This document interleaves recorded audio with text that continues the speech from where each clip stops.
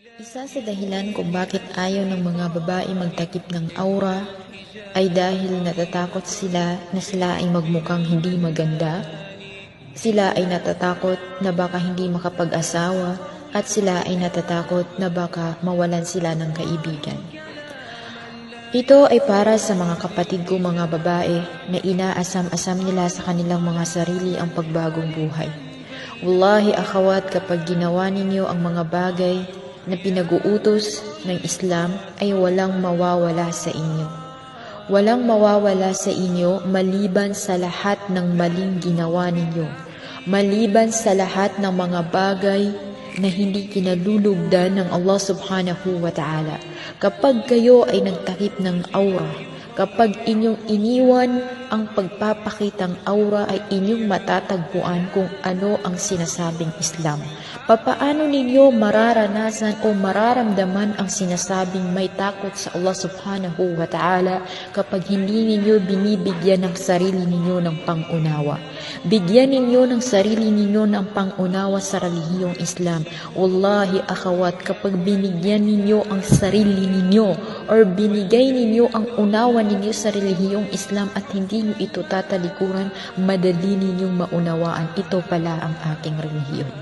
Sa ating kapanahunan ngayon, maraming mga babae na nagsusuot sila ng hijab, halos makita na rin ang bukong-bukong ng kanilang mga katawan dahil ayaw nila yung sinasabing Muslima na pananamit. Dahil sobrang OA, ang corny, na kumbaga ito ay hindi nila natatanggap sa kanilang sarili na ganito ang aking relihiyon.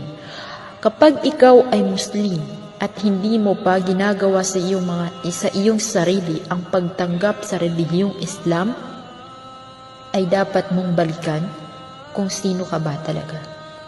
Dahil alam mo or alam nyo na kahit hindi kayo mag-hijab ay walang mawawala sa Islam. Walang mawawala sa batas ng Allah subhanahu wa ta'ala. Ngunit kailangan natin ang batas ng Allah subhanahu wa ta'ala para tayo ay maituwid at para tayo ay maligtas at para din sa ating kapahamakan mula dito sa dunya hanggang sa araw ng paghuhukom.